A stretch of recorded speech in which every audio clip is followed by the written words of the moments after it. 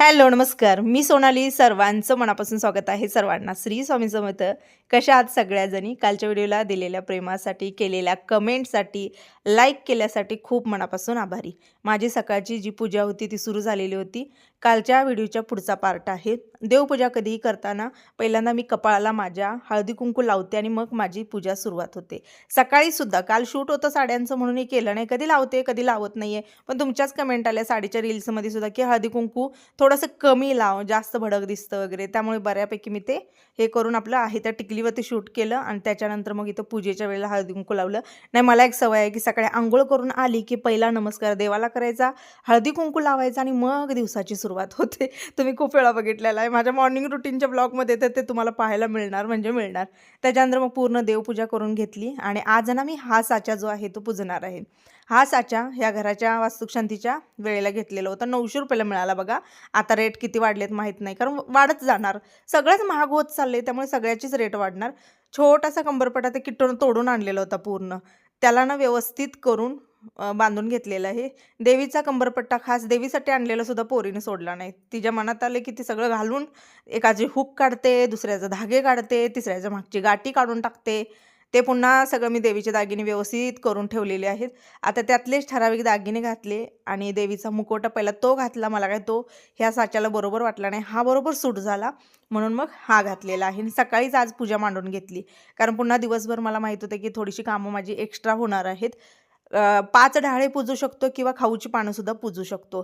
आज विचार केला की म्हणजे हा जो कलश आहे ना, या कलशाला ना 5 ढाळे खूप बाहेर येणार आणि त्याच्यापेक्षा म्हटलं खाऊची पानं जी आहेत ती पूजूया. नंतर लक्षात आलं की अरे मी पानं घेतलेत तर पानच घातलेलं नाही. आणि हा साचा मला एवढा आवडतो, कारण का याला जरी तुम्हाला वाटलं की स्वच्छ करायचं आहे, याला धुयाला वगैरे काही प्रॉब्लेम नाही आहे. पूर्णपणे कापसाची बॉडी आहे, त्यामुळे तुम्ही कापसाची म्हणजे आतून ना तो एक स्पंज आहे. म्हणजे जरी पाणीही झालं तरीसुद्धा ते व्यवस्थित सुकलं जातं. त्यामुळे याला आपण चांगल्या पद्धतीनं वॉश करू शकतो. पूजा वगैरे सगळी मांडून झाली. वरच्या साईडलाच पूजा घेतली, कारण दिवसभर काय होतं ना की एखादा झाडू वगैरे मारला तर धूळ जाते. आणि तुम्हीच म्हणता की बाबा देवघराला दरवाजे केलेत पण दार लावू नको ताई, म्हणून शक्यतो मी तुमच्या कमेंटमुळे ना दरवाजे करून सुद्धा देवघर झाकत नाही. कारण असं म्हणतात ना की मंदिरातल्या ह्याला असावं दरवाजा, घरातल्या ह्याला दरवाजे नसू नये. असं चांगल्या गोष्टी फॉलो करायला काही हरकत नाही. आणि माझा हा इकडे मंगल कलश जो आहे तो रेग्युलर, ह्या कलशात नारळ आता उगवत आहे, त्यामुळे मला ह्यातलं पाणी कमी पडून देऊन चालत नाही. कारण जसा जसा नारळ मोठा होईल ना तसं तसं त्याला पाणी जे आहे ते जास्त प्रमाणात लागतं. बरं, काल ना किट्टो जाताना खूप साऱ्या जणींनी शुभेच्छा दिल्या, खूप साऱ्या जणी खुश झाल्या, खूप साऱ्या जणी सांगितलं की बाबा बरं झालं गेली, फिरून आली. तर हा अचानकचा रात्री 9ला पैसे भरलेत बघा. 1 महिना स्कूलना पैसे घेत होते मुलांकडून, बुकिंग सुरू होतं. तिने मला विचारलेलं होतं, मी टीचरांनाच फोन करून सांगितलं की मी यावर्षी पाठवणार नाही. कारण मला असं कसं वाटलं की बघा 8 दिवस एवढा लांब जाणार, 8 दिवसाचा एवढा प्रवास, त्यामुळे मला ते कुठंतरी नको वाटलेलं होतं. मग मी किट्टूला म्हटले की नाही जायचं.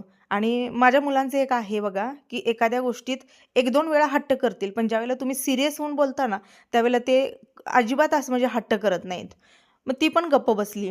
आणि काय म्हणतात ना तिचं लक, जसं ती काल सांगत होते बघा की ज्यावेळेला मला कळलं की बाबा इस्रोमध्ये जाणार आहे त्यावेळेच्या माझ्या मनाला वाईट वाटायला लागलं. ते काय म्हणतात तसं ती काय मला बोलली नाही.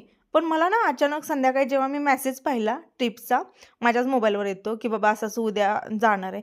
माझ्या अचानक असं मनात आलं की बघा आमच्या लाईफमध्ये आज सगळं आहे, पण आमच्याकडे वेळ नाही आहे. आणि वेळ नाही म्हणून आम्ही कुठेही जात नाही, फिरत नाही. ज्या वेळेला वेळ होता त्यावेळेला पैसा नव्हता, म्हणजेच दोन्हीकडून काही ना काही तर नाहीच. काम तर होतच नाही. मग असा विचार केला की आपलं तरी लाईफ आता असं गेलं. आता माझं वय 35 आहे. आपलं लाईफ असंच गेलं आणि आपल्या मुलांना योगायोगानं एवढी मोठी ट्रिप, एवढं जायला मिळतंय, फिरायला मिळतंय, दक्षिण भारत बघायला मिळतोय. आपण तर कधी बघितलं पण नाही आहे. आणि त्यांना कशाला आपण हे करायचं, अडवायचं. म्हणून अचानक माझं मन असं चेंज झालं की ह्यांच्या वयात ह्यांना फिरायला मिळते ना, फिरू दे. पुढं जाऊन भविष्यामध्ये काय माहीत त्यांच्या पण मागं कशी व्याप आहेत का काय. उद्या भले कामधंदा वाढला, काही असू दे त्यांचं पुढचं भविष्य. त्याच्यामध्ये जरी त्यांना नाही जायला मिळालं तर मग आता मिळतंय ना, आईवडिलांच्या जीवावर जातेत ना, हा विचार केला आणि मग लगेच टीचरांना कॉल केला. मला पोरगी पाठवायची. त्या म्हटल्या आता अचानक सगळं फुल आहे, काहीही करा. मग त्यांनी एक सीट जी आहे ती म्हणजे ॲडजस्ट केली. रात्री तुम्ही पाहिलेलं होतं 10:30 पर्यंत जाऊन काय खरेदी, त्याच्यानंतर पुन्हा पॅकिंग आणि गेली सकाळी. आता सगळं झालं, आता पूजापाठ सगळं झालं. आता आले, बगर करून खाते मी. गजरा लगेच गेला वाळून बघा. आता भगर करून खाते, थोडासा आराम मिळतोय, त्याच्यानंतर मग पुढची कामं. ही ना का दुखायला लागले काय माहित, काय मी एवढं चावले, मी तर काय चावलेली पण नाहीये ना, चावून काय खाल्लंय पण असं नाहीये, तरी पण दुखायला लागलेलं आहे. आता मिक्सरचं भांडं सकाळी एका वापरात फेकून दिलं बेसिनमध्ये, आता खलबत्त्यात चेचा. असं भगर कोण कोण खातं, कारण आता मला आणि कमेंट येतील की ताई भगर खायची नाही, भगर नाही चालत. मी जे आज उपवासाची भगर बनवलेली आहे याच्यामध्ये तुम्हाला आळशीपणा दिसला का बघा. मला एडिटिंग करताना दिसला, म्हटलं तुम्ही कमेंट करणार त्याच्या आधी सांगते. शेंगदाणं भाजून घेतलं, खलबत्त्यामध्ये कुटून घेतलं, एकदम असं म्हणतात ना की आपण उभ्यानं फोडणी देणं म्हणतात याला, म्हणजे एकदम झटपट त्यात इंटरेस्ट नसल्यागत करण्या म्हणतात ना, ते स्वतःसाठी आपण करतो. हेच जर घरातली माणसं खाणारी असती तर सगळं थांबवून सगळं कुटून व्यवस्थित केलं असतं. स्वतः खाणार आहे ना, स्वतः खाणार आहे तर कसं तरी बनवायचं आणि खायचं. असं माझ्यासारखं कोण आहे सांगा, म्हणजे माझा स्वभाव तसा आहे. जर कोणी दुसरं खाणार असेल तर मग त्याला व्यवस्थित सगळं मी बनवणार, आणि स्वतःचं काय खायचं असेल ना तर त्यावेळेला मी अशा पद्धतीने कसं तरी करायचं पटकन आणि खायचं. म्हणजे असं मी स्वतःचा मोठेपणा करते असं म्हणू नका, माझा स्वभाव सांगते मी, की कोणी दुसरं खाणार मग चांगलं, आणि आपण खाणार म्हणल्यावर ना सगळं अर्धवट शेंगदाणे, अर्धवट मिरच्या. दादा म्हणते आता मला बोलायचं आहे, जरा तुझ्या ताईचं गुण दाखवाय सांगायचं, कॅमेरा चालू कर म्हणून. तर तुमची ताई आहे ना जसेच तसे सकाळनं बघा काय, मला सुट्टी आहे म्हणल्यानंतर ना काय आपलं काम माझ्याकडे ढकायला लागली सगळं. काय पोचा मारून द्या, ते बाहेरचं साफ करून द्या. ताईनं मी सगळं दाखवते तुम्हाला. बाहेरचं साफ करून द्या, सगळं दाखव काय. तर सकाळनं माझ्या हाताला हात नाही. अरे बापरे, रोज हिच्या हाताला हात नसतो. मोठ्याने बोला ऐकू येत नाही. रोज हिच्या हाताला हात नसतो, आज माझ्या हाताला हात नाही. काय सकाळ नुसतं कामात आहे मी.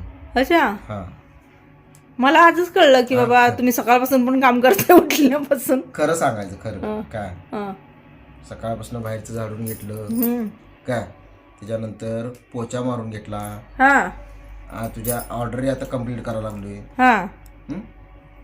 ऑर्डर नेऊन टाकायच्या, ते पोस्टात ना, आणि इकडं तिकडे जिथनं जात नाही ते तिकडचं इकडं करायचं. जिथनं जाते तिथनं पाठवायचं. स्वयंपाक केला. स्वयंपाक मी म्हणलं का नाही, लईच आता चालू आहे ना. मी म्हणलं का असं हे बघा, हे असं आहे बरं, तुम्ही जशाला तसं म्हणलं. खरं काय बोलायचं चाललं की असं माझ्यावर उलट होतं. हा, जशाला तसं आहे म्हणला ना. हा, मग जशाला तसं म्हणजे कसं आहे की जे आता मी हाय घरात म्हणून मला ते काम सांगायला आले, नाही तर एरवी तुझं तू करते. म्हणजे काय की मी तावडीत गावले काय, मी तावडीत गावले म्हणून हे माझ्याकडे ढगलाढगली चालू आहे. ठीक. त्याच्यानंतर तुम्हाला एक किस्सा सांगतो. जसं आपलं जुनं घर बघितलं आपण, त्या जुन्या घरात ना काय आपण झाडं लावली होती, तुम्ही व्हिडिओमध्ये बघितलं असेल. तर काय व्हायचं की शेजारी काय, जे आपले शेजारी आहेत त्यांच्या शेळ्या होत्या, 5-7 शेळ्या होत्या. ते रोज काय करायचे की यायचं, झाड कुरतडायच्या, खायच्या, पळून जायचे. हे एकदा झालं, दोनदा झालं, तीनदा झालं, ही रोज काय करायची, रागानं बडबडायची. खरं त्यांच्यावर काय फरक पडायचा नाही. त्यांना माहित असायचं की त्यांच्या शेळ्या खाऊन जात. सगळ्यासनी म्हणजे त्रास त्या शेळ्यांचा होता काय. परंतु कसं आहे, ती लोक जरा भांडखोरी याच्यात येतात म्हणून म्हणे कोण नादाला लागायचं नाही. हिनं पण काय केलं, एकदा बघितलं, दोनदा बघितलं, तीनदा बघितलं, रोज नुकसान व्हायला लागल्यानंतर ही पण काय केली, तापली. हिनं एकदा जाऊन सांगितलं की तुमच्या शेळ्या खाऊन, म्हणजे जेव्हा खाईल तेव्हा सांगत होती, जाऊन सांगितलं की मुक जनावर आहे, खाणार. खरं तुम्ही काय करा, तुम्ही लक्ष ठेवा तुमच्या शेळ्यांना, तुम्ही तुमच्या ह्याच्यात हे करा, आमचं नुकसान करायला लागले. एकदा सांगितलं, दोनदा सांगितलं, तीनदा सांगितलं, त्यांनी काय ऐकायला तयार नाही. म्हणजे काय, ऐकून इग्नोर मारल्या प्रकार चालू झाला. मग हिनं काय केलं, त्यांच्याशी काढलं भांडण असं काढलं. आणि ती कसं आहे की ही एकटी भांडालती, ती त्यांचं घर सगळं आलं. एरवी त्यांच्या घरात पटत नाही, त्यांच्यात त्यांचंच, पण भांडणाच्या वेळेला त्यांचं अख्खं घर पुढे येतं या भांडायला. आणि काय झालं, मी होतो कामावर, हिनं मला फोन केला, अहो असं असं हे भांडायला लागल्यात, आणि मी सांगताना माझ्यावर सगळीजण. आणि विषय काय झाला की आपण त्यावेळेस आपल्या सपोर्टला कोण नव्हतं. मी काय केलं, चाट्या दिवशी गाडीला किक मारली, कामावरनं घराकडं. मग मी पण भांडायला लागलो, भांडलो, हमरा तुमरीवर भांडणं. आणि ते उलट आमच्याशी काय दांडायचं की आमच्या शेळ्या सरकारी जागेत फिरतात काय, सरकारी जागेत फिरतात, तुमच्या जागेला तुम्ही गेट लावून घ्या. हा. काय आमचे जाणार येणार आम्ही आमचं जाणार येणार म्हणजे ते उलट त्यांना आरे रावीचा प्रकार झाला तो. काय हिनं काय सरळ सांगितलं की ज्या वेळेस माझ्या दारात येईल हा. शेळी, माझ्या जागेत येईल आणि माझं झाड खाईल, त्यावेळेस मी शेळ्या बांधून घालणार. हा. काय मग तिनं गायड बिंदास म्हटली घाल जा. काय हिला काय म्हणली, घाल जा, काय करायचं ती कर काय जा. करायचं ते कर जा. हा. मग हिनं काय केलं, भांडण मिटवलं. मी पण हिला पण त्या दिवशी मला एवढं कळलं की काही लोकांच्या नादाला लागण्यापेक्षा मोडायची. काय मग हिनं काय केलं, ठीक आहे म्हणली, काय इथून पुढं दाखवते म्हणली, हा. काय करून दाखवणार म्हणली. काय मग मी हिला घरात घालवलं, मी आपलं कामावर गेलो. काय 3-4 दिवसानंतर शेळी आली आत आली. मग आपलं कसं आहे की घर आत आल्यानंतर बोळ आहे. दुसरीकडे जायला वाट नाही, फक्त एकच गेटनं हा. जाते. काय हिनं काय केलं, शेळीला आत जाऊ दिलं, इकडून जाऊन गेट बंद केलं, बांधून घातली. बांधून घातली डायरेक्ट. काय बांधून घातली दिवसभर आणि एक बघा बांधून घालायचं आणि तिला खाऊ पिऊ घालायचं. मग काय जनावर आहे त्यांना काय पाप केलंय. काय तिला एक दिवस माझ्या हातनं खायचं प्यायचं होतं ना. हिनं काय केलं, आपल्या जे आजूबाजूला जे तण उगवत होतं ना, ते तण उपडून आणि तिला खायला घातलं. काय ठीक आहे, असो मुख्य जनावर आहे, त्याला खायला घातलं म्हणजे तिचं पुण्य हिला मिळालं. उपाशी मारलं नाही दिवस. नाही बाबा त्यांचं का हाल. आणि संध्याकाळी त्या शेळीची मालकीन आली न्यायला. आली. काय आल्यानंतर हिनं सरळ सांगितलं, मी सोडत नाही, माझ्या जागेत आहे. हा माझ्या जागेत आले, मागाच्याकडे मागा यायचं नाही. काय तुम्हीच 4-5 दिवसापूर्वी काय म्हणला होता, सरकारी जागेत सरकारी जागेत फिरते, तुझ्यात आल्यानंतर काय करायचं ते कर. काय आता मी शेळी सोडत नाही, मग माझ्यावर कंप्लीट करा जाऊ. काय कंप्लीट करा जाऊ. आता ते काय करणार, चुकीत गावले, नाही येऊ देत नाही म्हटलं. पुण्या येऊ देत नाही, आम्ही काळजी घेतो, आम्ही लक्ष ठेवतो, ह्या गोष्टी बोलायला चालू झाल्या. आणि हिनं काय केलं, मग ती शेळी सोडून. तेव्हापासून मी येईपर्यंत इकडं माझ्या गेट मध्ये मात्र ना की आम्ही इकडं राहायला येईपर्यंत एक शेळी गेटमध्ये आली नाही, कुणालाच त्रास नाही. ही अशी तुमच्या ताईची कहाणी आहे. काय त्यामुळं आम्ही सुद्धा विचार करतोय की हिच्याशी पंगा किती घ्यायचा. काय त्यामुळे आम्ही जास्त पंगा घेत नाही, चेष्टा करतो तेवढंच करायचं, पंगा नाही दे का. काय त्यामुळं चेष्टा करायची, सगळं करायची, तर ती पण लिमिटमध्ये करायची, तिला सहन होईल एवढंच करायचं.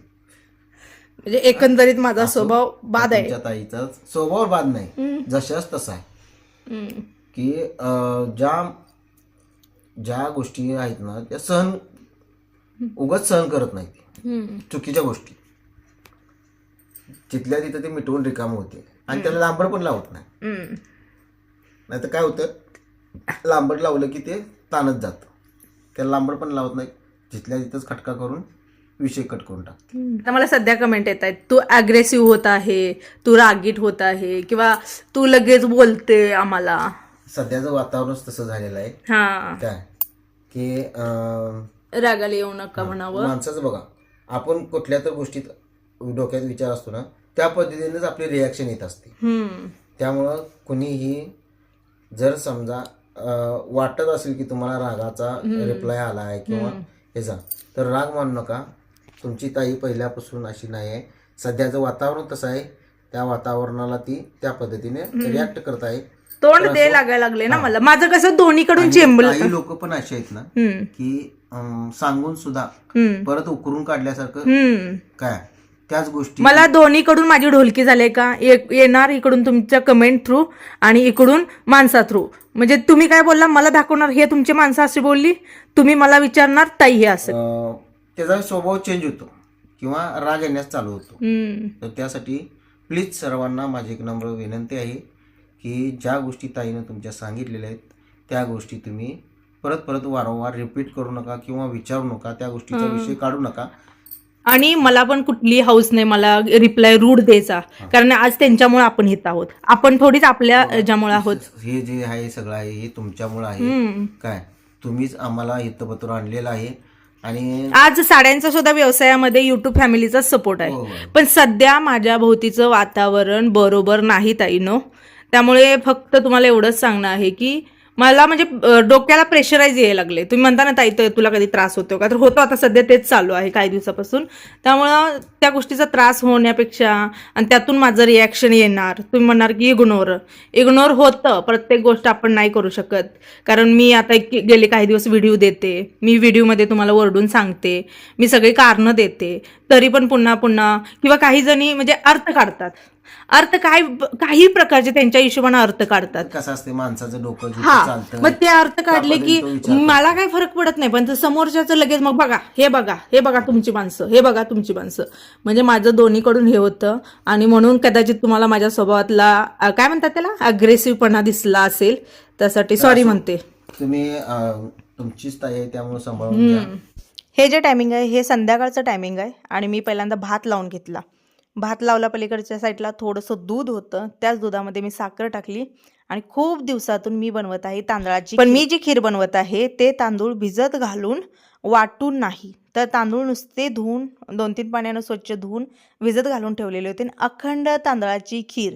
फक्त त्याला ना बारीक कणीचा तांदूळ घ्यायचा, तो मोठा लांबडा तांदूळ घ्यायचा नाही. माझ्याकडे बघा तुम्ही एकदम बारीक, जो आपण तुकडा तांदूळ म्हणतो ना, तो तुकडा तांदूळ आहे, तो घेतला. व्यवस्थित एक अर्धा तास भिजू दिला आणि त्याच्यानंतर उकळलेल्या दुधामध्ये मी तो तांदूळ घातलेला आहे. थोडंसं चवीनुसार वेलची पावडर घातलेली आहे, थोडंसं तूप घालायचं आणि त्याच्यानंतर फोडणी द्यायची आहे.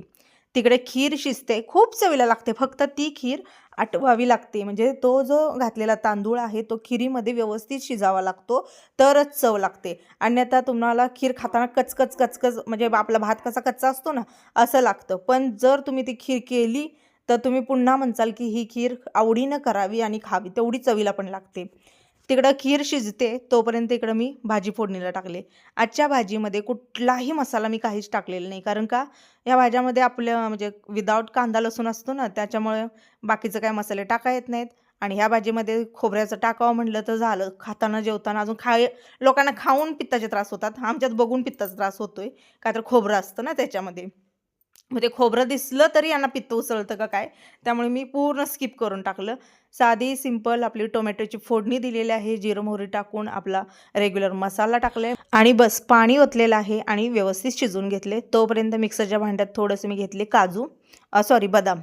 काजू घेतलेले नाहीत, नुसती बदाम घेतलेले आहेत, कारण माझ्याकडे बदाम जास्त आहेत, काजू कमी आहेत. म्हटलं जे जास्त आहे तेच घ्यायचं. काजू बदाम एकत्र घेण्यापेक्षा दोन्हीची क्वांटिटी मिळून एक होईल एवढं बदाम घेतले. थोडंसं कढईमध्ये तूप टाकलं, त्याच्यामध्ये टाकलेले आहेत मनुके, कारण ह्या खिरीमध्ये ना मनुके अप्रतिम लागतात दाताखाली आल्यानंतर. फक्त मनुके ना तुपामध्ये असे फुगले पाहिजे, चांगले व्यवस्थित फुगले ना, व्यवस्थित भाजून घेतलं तर ते ड्रायफ्रूट खाताना आपल्याला दाताखाली करकर चांगला लागतं. नुसतंच असं वरून टाकलं की चेंबटल्यागत लागतं. त्याची व्यवस्थित तुपाची फोडणी जी आहे ना ड्रायफ्रूटसोबत मी खिरीला दिली. खीर तयार झाली. पीठ हातानंच मळून घेतलं, कारण म्हणलं आता पुऱ्या बनवायच्या आहेत आणि हातानं बरोबर आपल्याला घट्ट पीठ लागतं ना. आणि आपण जर असं त्या मशीनला लावलं आणि बाय चान्स जर पातळ झालं तर ते म्हणजे पुऱ्या लाटायला अवघड होऊन जातं. आणि दुसरा विचार असा येतो बघा, म्हणजे कोण विचार करतं की बाबा भांडी खराब नको आहे.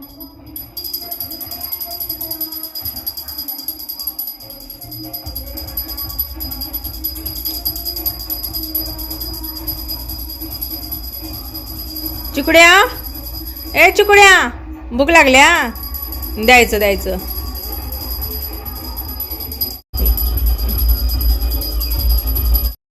तर आजची पूजा झालेली आहे. त्याच्यानंतर मग उर्वरित स्वयंपाक पूर्ण केला, राहिलेल्या पुऱ्या गरम गरम लाटून मग त्याच्यानंतर जेवण केलं, उपवास सोडला.